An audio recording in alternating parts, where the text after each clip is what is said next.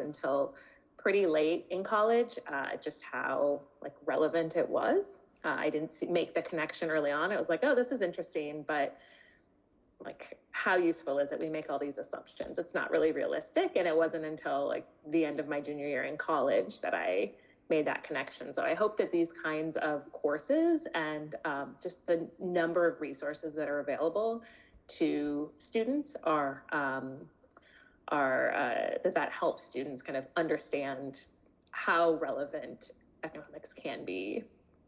For sure. And I think economics and statistics, they have a reputation for being like really intimidating fields.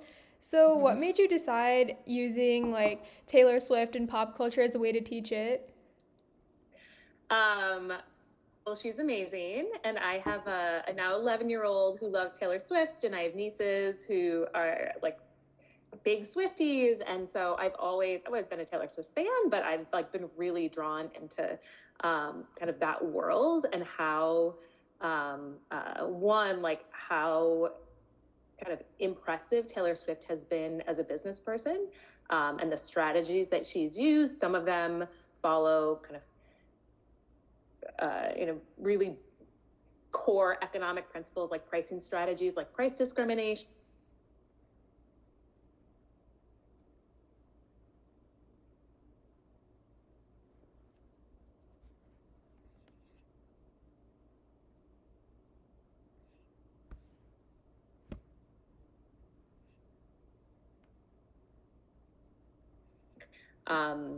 Oh, are you still there? Oh, okay. yeah. It froze for a second.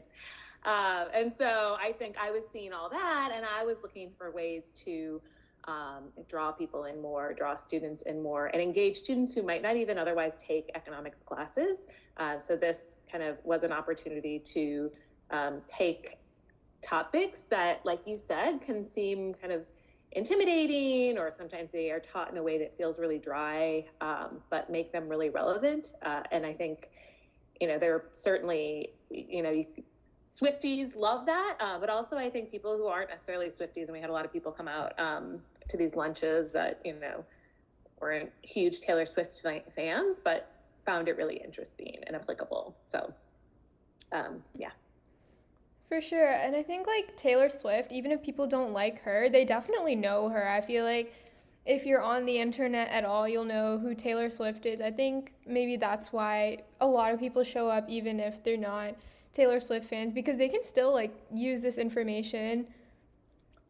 Yeah, I was actually shocked when I was trying to learn more about Taylor Swift's fan base that like it's not just females either. It's like they're like something like half of young like men in their 18 to 25 age range. Don't quote me on that, but like it's a very high percentage that said that they were fans of Taylor Swift. So I think you don't have to say you're a Swiftie, but there are a lot of people who really her music and as a person, I think she really resonates with a lot of people.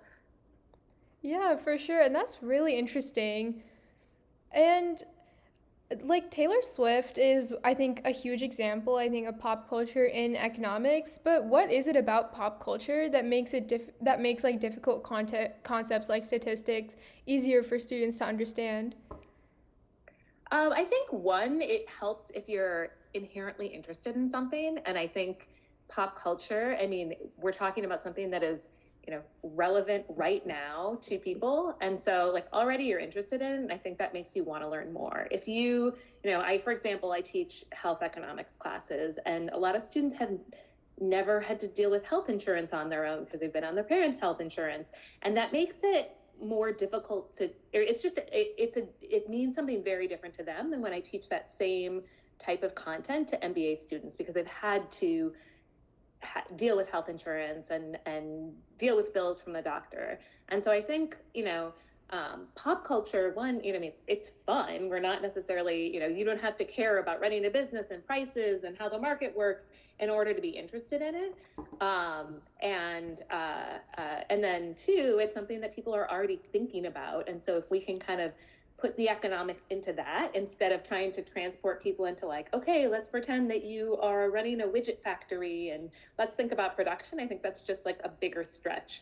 for us and feels like really not applicable, even though it's, a lot of times the same ideas that we're talking about. It's also a lot more fun to teach something like pop culture. I learn a lot. My students are always interested in different things and things that I might not have thought about, or bands I might not have thought about. So I think it's kind of a fun opportunity to learn, kind of meet students where they're at and learn about what they're interested in. For sure. And I think even in a weird way, like pop culture can teach you a lot about like current events. Like I think a lot of things I learned about current events in the past few months were just because I was following pop culture. Yeah, yeah. And a lot of, there are a lot of celebrities who really have a lot to say about current events and about politics. And you can get an interesting range of opinions and, ideas about what's going on in the world through music and through their statements and things. For sure. And I feel like the integration of pop culture, it prevents I like as you said, it prevents it from being like a very like almost dry class because it can be at times, I think, unfortunately. And I think I like agree. yeah, and like the traditional presentation like of statistics and econ, it's caused students to see it as just another math class, which is really sad to me because I like my statistics class in high school was honestly one of my favorite classes ever. But like why do you think like statistical literacy and like economic literacy are becoming more important to have like in everyday life? Well, so first I'll say I teach statistics classes right now. I teach to MBA students, but I've taught to undergraduates in the past, and it's one of my favorite classes to teach, just like core statistics classes, because I think students come in, like me, when I was a student too, I came in and I was like, statistics. And I like math and I liked economics, and, I expected to like statistics, but it still feels kind of like dry. But there's just, really, it's just about using information in the world around us and how people make decisions. And we have so much data now and like information out there collected on everything. And you don't need to, be a data scientist to learn how to understand that, how that data is used or how to make decisions with it. You can use very simple software. There's, lots of publicly available data. And even just like reading the newspaper or reading articles or listening to podcasts, I think it helps us make informed decisions. And once you start thinking like that, I think it's kind of everywhere. And then remind me of the question that you actually just asked me. I got off topic. No, that's okay. Why is it Yeah. important? Yeah, it's like why do you think statistical literacy is becoming more important in everyday life? Yeah. So I think it's always been important, but now we have so many tools to be able to use statistics to make everyday decisions and to make like really big important decisions that aren't everyday decisions. And I think that with the tools that we have available, including just like we can analyze large amounts of data. We have data on everything, or AI is a fantastic tool. These are all really amazing tools, but we really need to be able to develop the skills to think about how to use them. Okay, so if I have a question that I'm trying to answer, or a decision I'm trying to make, or in my case, a research question, I can go to AI and ask for help, and I can, go to AI and ask for data.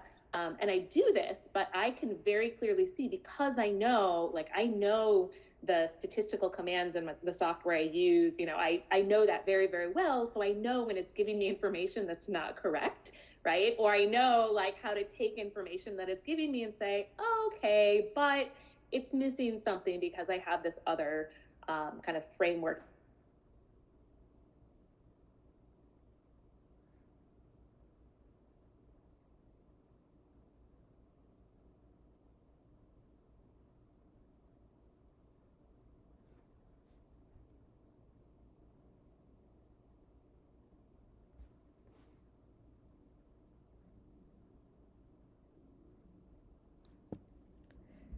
For sure. I think like learning how to interpret like data on our own is super important now. I will say like one of the statistics classes I took in high school, I think I took this 2 years ago actually, like during my sophomore year, and Wait, you've taken multiple statistics classes in high school? yeah, I took like dual credit That's statistics, and then I took like AP the awesome. year before that. That's awesome. Good for you. Thank I'm you. really glad to Yeah. hear that. I don't think we had any statistics classes or we might have had one statistics class in my high school. That's awesome. But yeah, like I think sometimes it irritated me at the time, but I think going forward, those were some of the most useful classes that I took just because it made it so much easier to interpret like research findings, or like, it made it a lot easier to interpret things I saw like in daily life that I never really thought much about before. And I think today, when we're constantly surrounded by numbers like polls or analytics and even and metrics, like how can statistics make help us make better sense of the information we see every day? How can it do that? Mm-hmm. Um, I think one, just becoming comfortable with how to think about numbers and how to think about statistics. And there are some very simple things like we hear, you hear a report about median or mean house prices. Well, it makes a difference whether you talk about a mean or a median, right? Because when you're talking about a mean or the average, you're taking like huge, we're talking about house prices or incomes, you're taking like these huge incomes and or huge house values and putting them together with really, low house values. And so like the average isn't going to be reflective of what like you as a consumer are facing in the marketplace. And so that's why we use median, for example, which is just like the middle point and what, closer to what most people are seeing in the market. And so I think understanding things like that and some of these like core statistical concepts and like seeing it in real data can really help us, make sense of data that's being reported, things we see in the news, and decisions that we have to make as consumers all the time. Yeah, for sure. And I think, especially, I know we mentioned AI, I think a few minutes ago, and with AI making it easier to analyze like data and create visualizations, how do you think like statistics education should change in response? In response to the availability of AI tools specifically, Yeah, especially ones that can like generate visualizations. So I guess like more the spread of generative AI. yeah, I think this is a real opportunity and has been a big challenge for teachers, professors everywhere, how to grapple with AI. So we have, and I think kind of the way that, a lot of us are going is how do we take these tools, generative AI tools and bring them into the classroom so that students learn how to use them. And we're not just going in and saying, I want a graph of this. Okay, I could say that, but I can also say like I want to use this data, or I know looking at the graph, if it's actually reflective of the information I'm trying to convey, because there are so many decisions that we make. If I sit down and make a graph in Excel or in Stata or set like whatever software I'm going to use, there are a lot of decisions I'm making about the scale and about the units and about how to report information. That even the colors and things that really will impact how people view that information and the takeaway from it.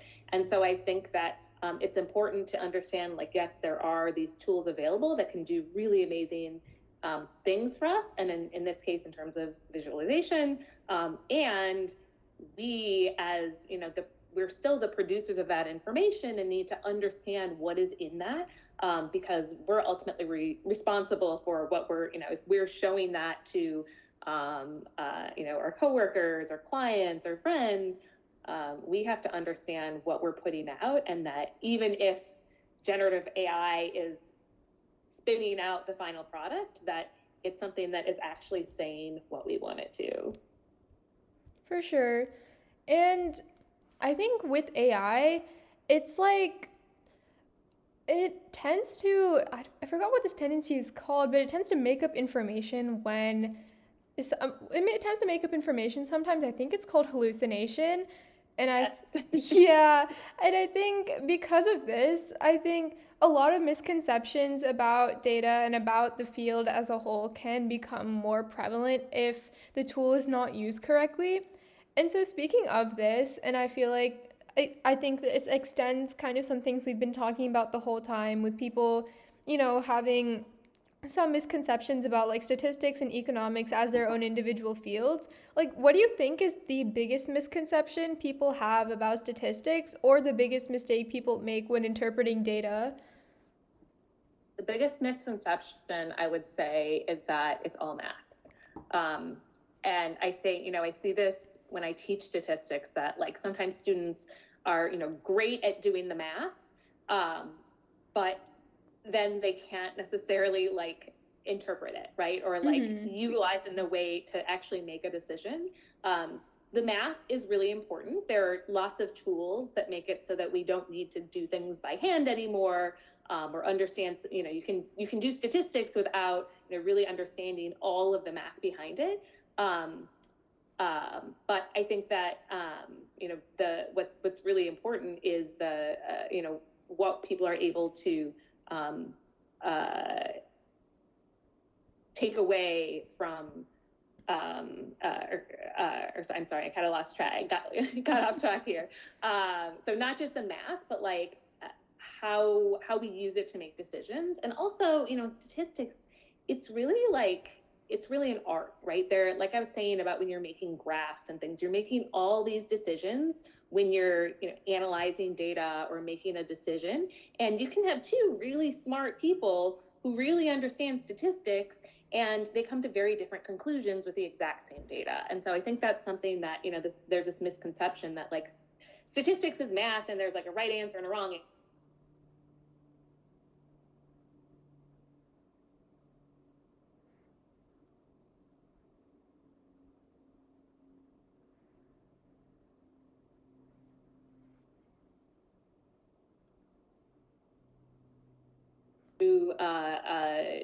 to make decisions and kind of understand the art behind statistics. And so I think students who are really good at math like can do really well in a statistics class, but they don't necessarily, right? Because you also have to understand like the intuition behind it, and how to use that information. For sure, and I think this is kind of a funny one. When I took statistics, like I could not differentiate between like the mean and the median at first, because like the mean is not resistant to outliers, so I would keep taking like the wrong results. Yeah, but that's where these examples I think are really helpful, because as you think about, what is the mean versus median, and why does it matter which one I'm looking at? I think there's so many great examples now, and also so many great like books and podcasts and things that like if you want to learn about statistics, through pop culture, or through you're interested in politics or the environment, there are just like so many great applications of statistics that you can draw on, either through an inexpensive book or through lots of tools online. I think there's something for everybody. For sure, and I think statistics is applicable pretty much everywhere. It like even including pop culture, obviously. Um, I guess like has using Taylor Swift in your classroom changed the way your students engage with statistics? Like, have you noticed people becoming more willing to ask questions or participate? Well, I haven't used Taylor Swift that much specifically in my statistics classes. I have used some examples, and in part because I teach statistics to MBA students, and I think they tend to be a little older, and there's like more division in terms of who is interested in Taylor Swift and who isn't than with my undergraduate students. Um, but I do find that like bringing in examples, which it's tricky in classes where students have like all different things that they're really interested in, but you can bring in sports examples, you can bring in, and that's I think kind of what a lot of statistics classes have done, is like there's so many great sports examples, but then there's so many people who don't care about sports or don't know sports, or aren't from the United States, and we're talking about football statistics, and it's like what. So I think having a range of examples to bring in, it makes students kind of interested in a different way, and kind of re-engage in the class, and have a way to apply this information to something that's kind of meaningful to them, or at a minimum it just kind of like wakes them up, like we're getting kind of into the nitty gritty of things, and all of a sudden we step back and have an example that's about Taylor Swift or about music, and I think it kind of brings everybody back together again, and kind of gets us all aligned. Yeah, for sure. And I almost wish that I think even at the very introductory level, statistics classes use more like real world examples like pop culture because I personally I would have liked that a lot more than doing like 300 OZ tests. So I think I counted them up. There were genuinely 300 of them, maybe a little, maybe even more. Like Good for you. Good for you. Yeah, the key is having those Z tests be about something related to pop culture. yeah, for sure. And if every student could leave a statistics course remembering just one lesson, what would you want it to be? Uh, Correlation is not causation is kind of my key takeaway from every class. And if you've taken a statistics class, or two in your case, you know that. But we can calculate a statistic. You can do a z-test. You can look at the mean of something and say, okay, this is how it is. But that's just one number, and there are so many other factors, so many factors that are influencing what makes that number what it is and what makes that statistic what it is. And we have to understand those in order to make informed decisions. So just saying that, one thing, there's a relationship between these two things that, um, uh, uh, the more you go to school, the more money you're going to make. Well, like on average, that is true, but there are a lot of factors that influence somebody's decision to go to college or graduate school, and their ambition or opportunities in the job market, that it's not necessarily just education causes a higher income. There are all these other factors that are influencing those things. So I think that is kind of critical as we're working with statistics and learning statistics, and reading, seeing statistics in the world around us, that we're looking at it with the eye that like there are all these things that are influencing that statistic and what makes it what it is. And we need to do our best to try and understand all of those factors.